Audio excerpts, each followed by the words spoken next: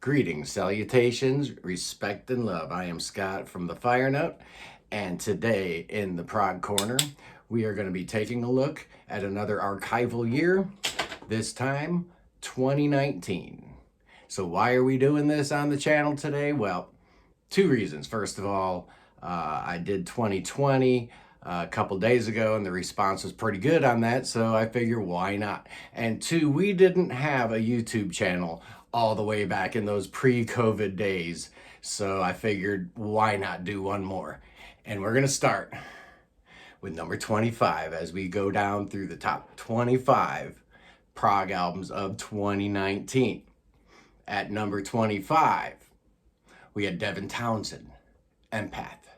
The former strapping young lad, Axeman, really knocked it out of the park with this. It's not my usual cup of tea, but I really enjoyed that record. At number 24, Los Exploradores, which was an addition from my 2019 Prog Year in Review. There were actually 3 records taken off and 3 records that I added. This was one of the additions. They're an instrumental band out of Norway that play a very fusion-esque kind of music. I really enjoyed the record. I think it's been brewing for 5 years, and they finally came out with it. At number 23, from New Jersey, Thank You Scientist with Terraformer. This is their 3rd album. They have a very unique sound. It's as if the Mars Volta and Coheed and Cambria decided to have a fusion band. It's interesting, and Terraformer is really good. They actually put out an EP last year. Highly recommend that one. At number 22, Stephen Unruh with Precipice.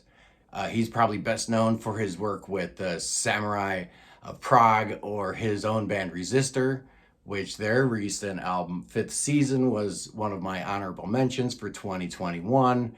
But on his solo work, he plays all the instruments. He sings. His voice is kind of somewhere between Jon Anderson and Ian Anderson. But there's a very pastoral Americana kind of feel to it. It's a very good record, highly recommended. And number 21 seems to make the list every year, Karfagen with Echoes from Within, Dragon Island. One of his better albums. I really enjoyed this one. At number 20, the Modern Rock Ensemble with Night Dreams and Wishes. I had to double check because this is the same band that Karfagen main man Anthony Kalugian actually guested on their first album. This is the Modern Rock Ensemble's 2nd album. They're also from the Ukraine, and their 2nd album is actually better than their first album, Night Dreams and Wishes. Okay, at number 19, I've got Kaprekar's Constant with Depth of Field. This is their sophomore release. It's almost as good as their debut. If you like Big Train, you will really like Kaprekar's Constant. At number 18, the Psychedelic Ensemble, the mystery group that no one seemed to know who it was. It was all kind of hush-hush, all secret. The secret's out. We know who he is, Craig Fast. But the music here is fantastic. We're eagerly awaiting new material from him. Okay, at number 17, Thieves Kitchen. An interesting band that half the band is from Swindon, the other half is from Stockholm.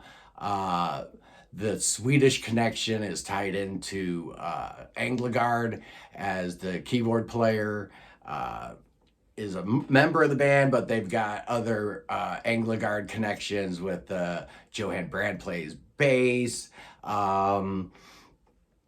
What's her name? Anna Holmgren plays flute. I'm sorry.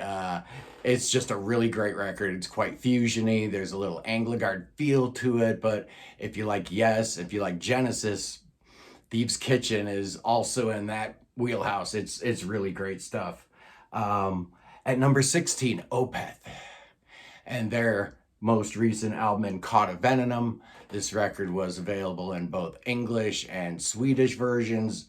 Normally when bands do that, I prefer the mother tongue, but I guess I'm so used to Opeth singing in English that I think I prefer the English version. But either way you go, fantastic record, as Opeth dispenses with the Cookie Monster vocals, goes with the clean vocals again here, and it's a really good record. Okay, at number 14, we've got the T Club with If When, another New Jersey band. These guys also have a very modern sound, kind of alternative. The highlight here is with songwriting and really great vocals. A band, if you haven't checked them out, they don't get a lot of attention in the prog world because, you know, they're not maybe capital P prog, but really, really good stuff. Highly recommended. At number 13 from Japan, Asturias with Trinity, another instrumental act. But this stuff is terrific. He's been around a long time. He's probably not one of the better known bands out there. He's never released anything on vinyl, so that's kind of a bummer. But the top 12, the delightful dozen, if you will, I'm going to show on vinyl here just because it's fun to do that. At number 12, Flying Colors, Third Degree. They're obviously their third album. This is Neal Morse, Mike Portnoy, Steve Morse, Casey McPherson, doing more pop-oriented stuff, but with plenty of progressive tidbits in there to keep my interest. At number 11, American band is this is Don't Panic, and I've been following these guys for a while. I knew they had it in them. I knew they had a record that would just completely engross me in every way possible. This is it. The title track is perfection. The Epic 42 is great. Everything about this record screams masterpiece. Is Don't Panic. At number 10, the great Jon Anderson, the album that we thought would never come out. 1,000 Hands. There's a million guest stars on here. Maybe I'm just being nostalgic because Steve Howe shows up, and you know, hearing Jon and Steve play together again for what could be the last time ever. Pretty good stuff. Highly recommend this album if you don't already have it. Okay, next up at number 9, it's Magic Pie with Elements or Fragments from the Fifth Element. And these guys play very energetic, hard rock kind of prog. The lead singer sounds like he could have been in a hair metal band in the 80s. The guitar work is just shreddy. But they've got a great epic on here on side 2, takes up the entire length of side 2, called The Hedonist. This might be their best album. I really like Magic Pie a lot. Next up at number 8, we've got Gong. The new Gong. This is The Universe Also Collapses. Kavis Tarobi now fronting this band, and he does a great job steering Mothership Gong in a really cool way. It's a new direction for them, yet it still sounds like Gong. I really enjoy every single second on this record. Speaking of bands that have been around for a long time and needing a new sound, more or less, it's Banco de Mutuo Soccorso, of course, the great Italian prog band, one of the big 3 of the prog scene with PFM and Le Orme. They return with a new singer since their longtime singer passed away. This was his hand-picked successor. And this album is way better than it should be. Transiberiana. It sounds modern, but there's plenty of nods to old Banco. I love it. I love every second of it. It's all in Italian. It sounds like classic RPI. It really didn't get the love that I felt it deserved. So here it is. Banco. Here's a band that I just adore every second of everything they've ever done. At number 6, it's Jordsjø and Nattfiolen. I can't say enough about this band. They're rustic, they're pastoral. There's lots of mellotron and flute and guitar. I enjoy this album probably as much as anything that came out this year, but 2019 was a really good year. And at number 5 was Hasse Froberg, Musical Companion, with Parallel Life. I knew Hasse had it in him.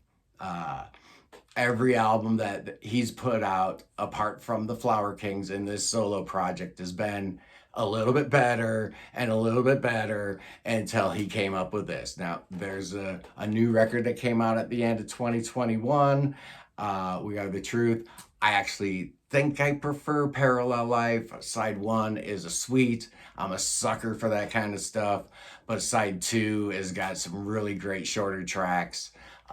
Parallel Life from Hasse Froberg. And wouldn't you know it, at number 4, his main band, the Flower Kings, with Waiting for Miracles. Now, this is the first reunion band with the new lineup without Thomas Bodine. Some people didn't love this album. I really did. I thought it was terrific. And look at that artwork.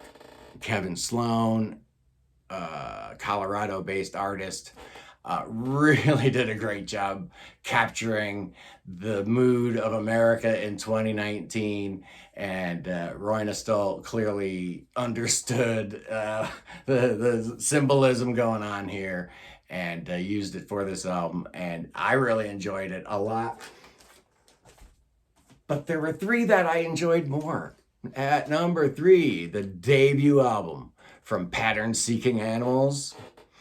This is a Spock's Beard spin-off band. You've got Dave Meros and Jimmy Keegan and Ted Leonard and the great John, I don't know how to pronounce your last name, Vagahold,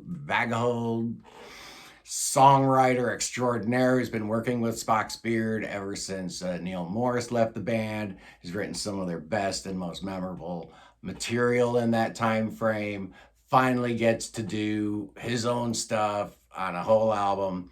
And oh my goodness, this album is amazing. I love everything about it. Oh, at number 2, the Neal Morse Band, The Great Adventure. This, of course, the follow-up to The Similitude of a Dream, which came out in 2016 and was my album of the year in 2016. This album is a little darker. It's a little harder edged. There's a little more of a rock feel to it. The protagonist is the main guy's son in this one, so he's looking at life from a different perspective. And I really, really, really think that this album is every bit as good as Similitude, but Similitude came first, so there's a lot of repetitive themes here, so Similitude gets the edge. My number 1 for 2019, Big Train and Grand Tour.